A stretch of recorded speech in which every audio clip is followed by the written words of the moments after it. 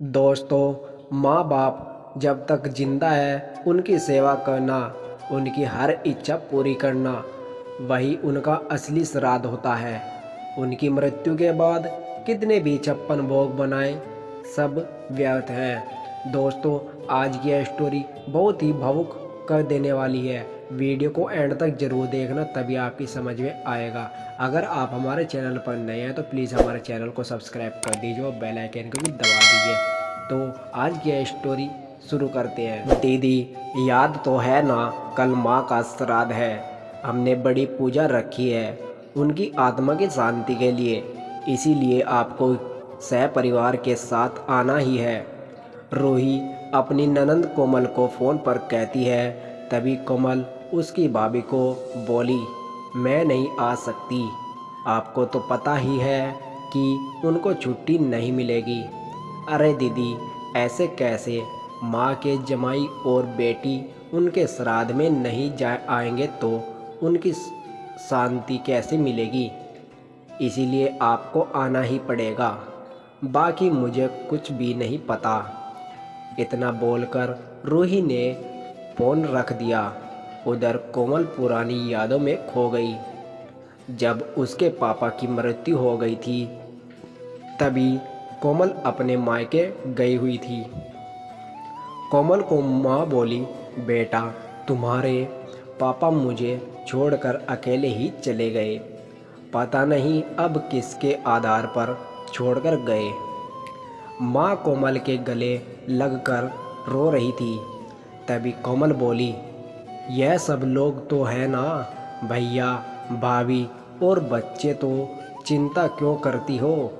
कोमल कई दिनों तक अपनी माँ के पास रहकर आई थी, लेकिन हमेशा ज़्यादातर फ़ोन पर बोलना होता था। कभी कॉल पर तो कभी वीडियो कॉल पर बोलना होता था। बेटा, क्या बनाया तूने? एक दिन माँ ने वीडियो कॉल पर पूछा। माँ, आलू की सब्जी और रोटी बनाई है, कोमल ने जवाब दिया। माँ बोली, अरे वाह! सब्जी का नाम सुनते ही माँ की आंखों में एक अलग ही चमक देखने के मिली, जो कोमल को दिखी। तभी कोमल माँ को दिखी तभी कोमल माँ को बोली, माँ, तुम्हें खाने का मन हो रहा होगा तो भाभी को बोली बना कर दे। कोमल हंसते हुए माँ से बोली। तभी माँ बोली, नहीं नहीं, अब इस उम्र में आलू कहाँ पचते हैं, मैं तो ऐसे ही बोल रही थी। जब तुम्हारे पापा हुआ करते थे तब बहुत बार बनाती थी। भाभी का तो नाम लेते ही जैसे माँ की आंखों की चमक गायब सी हो गई। माँ ने कॉल रख दिया। माँ को क्या हो गया? ऐसे क्यों बोल रही थी? वह सब ठीक तो होगा ना? कोमल आपने आपसे बातें कर रही थी। ऐसे बहुत बार खाने की बातों पर बातचीत होने पर माँ की आंखों का भाव बदल जाता, लेकिन ऐसा क्यों था वो सब नहीं समझ पाई। लेकिन इसके पीछे का राज उसके समझ में आया। वह छुट्टियों में 2 दिन के लिए मायके गई थी। एक दिन कोमल माँ के कमरे में माँ के साथ गपशप कर रही थी। तभी दीदी खाना खाने चलो, रूही माँ के कमरे में आकर कोमल को बोली, चलो माँ, तुम भी खाना खा लो। कोमल उठते उठते हुए बोली, अरे दीदी, नहीं नहीं, माँ को क्यों तकलीफ़ देना, वह यहीं पर ही खाना खा लेगी। आप चलो, रूही बोली। लेकिन भाभी, लेकिन वेटिंग कुछ नहीं दीदी, आप चलो, माँ के घुटनों में दर्द होता है, इसीलिए माँ कमरे में ही खाना खाती है। रूही स्पष्ट रूप से बोलती है, तो फिर भाभी, मेरा भी खाना यहीं पर लाओ, हम दोनों साथ में खाना खाएंगे। ऐसे कोमल अपने भाभी को कहती है। इस पर रूही कुछ नहीं बोल पाई, लेकिन कोमल को साफ तरीके से समझ में आ गया कि रूही को यह सब पसंद नहीं आया। वह चुपचाप वहाँ से निकल गई और थाली में पूरी, सब्जी, रायता, अचार लेकर आई और माँ के लिए खिचड़ी। माँ, यह क्या है? तुम यह सब नहीं खाने वाली हो क्या? कोमल माँ को बोली। उतने में रूही बोली, अरे दीदी, माँ को यह सब हजम होता ही नहीं, इसलिए मैं उनको खिचड़ी और दाल ही देती हूँ। इतना बोलकर रूही वहाँ से निकल गई। माँ ने अपनी प्लेट उठाई पर माँ का ध्यान कोमल की प्लेट पर ही था। यह देख कोमल सुन सी पड़ गई। उसने माँ के मुंह में एक पूरी का निवाला डाला, लेकिन माँ ने मना कर दिया। तब कोमल ने अपनी माँ की आंखों में वही भाव देखा था जो वीडियो कॉल पर देखा था। पता नहीं भाभी का डर था या लड़की के निवाले का मौत था। तब भी कोमल ने पूरा खाना माँ को खिलाया और खुद खिचड़ी खाने लगी। 2 दिन कोमल वहीं पर थी और कोमल माँ को उसकी प्लेट का खाना खिलाती और खुद खिचड़ी खाती। ऐसे 2 दिनों तक चला।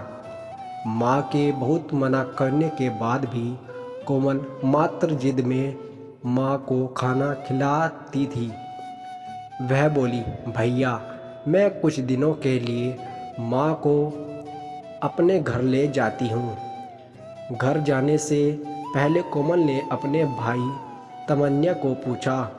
वह बोला, क्या तुम्हारा दिमाग खराब हो गया है?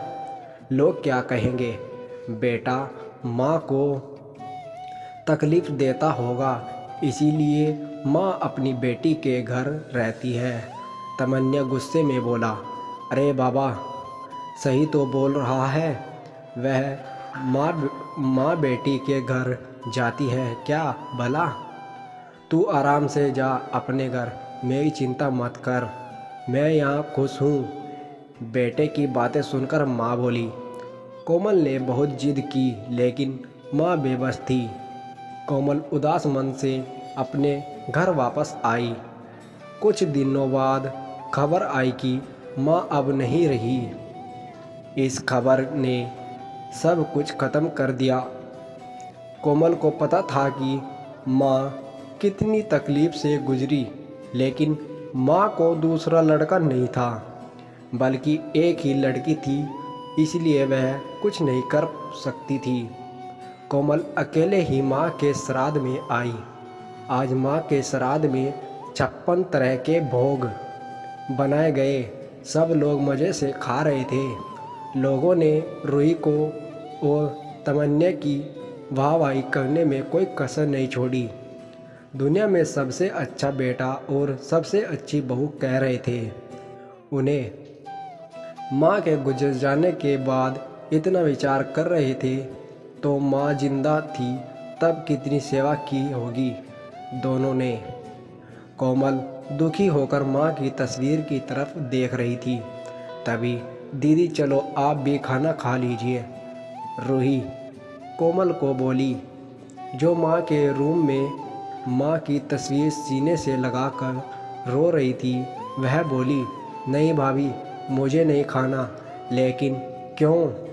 आप नहीं खाना खाओगे तो मैं माँ की आत्मा को शांति कैसे मिलेगी? रूही कोमल को बोली, भाभी, जिस खाने के लिए मेरी माँ जब जिंदा थी तब तरसती थी, उसे मरने के बाद दे रहे हो तो वो कैसे तृप्त होगी? सोच कर देखो एक बार। आज आपने पकवानों का ढेर लगाया है। माँ जिंदा थी तब आपने उनकी मनपसंद खाने के 2 निवाले खिलाए होते तो माँ वैसे भी तृप्त हो चुकी होगी। वही माँ का असल में श्राद्ध कहलाता। यह जो भी हो रहा है वह सिर्फ एक दिखावा है। इसकी वजह से माँ कैसे तृप्त हो पाएगी? और जो घर से मेरी माँ अतृप्त होकर चली गई, वह घर से मैं कैसे खाना खा सकती हूँ? भला कोमल चिढ़कर रूही से बोली। तभी वहाँ पर तमन्या भी आ गया। भगवान की लाठी में आवाज़ नहीं होती भैया भाभी, वो जब भी किसी पर पड़ती है ना, तब जख्म बहुत गहराई तक और न बढ़ने वाली होती है। आप भी तो 2 बच्चों के माता पिता हो, लेकिन मैं भगवान से दुआ ज़रूर करूँगी कि आप जब तक जिंदा हो तब तक आपको अतृप्त ना रखे। माँ ने तो अपना वनवास भोग कर कहीं नया जन्म लिया होगा, लेकिन आपकी ज़िंदगी बहुत बड़ी है। कोमल यह सब बोलकर माँ की तस्वीर लेकर चली गई। पीछे रूही और तमन्या की गर्दन शर्म से झुक गई। दोस्तों, माँ बाप जिंदा है तब तक उनकी सेवा करना, उनकी हर इच्छा पूरी करना, वही उनका असली श्राद्ध होता है।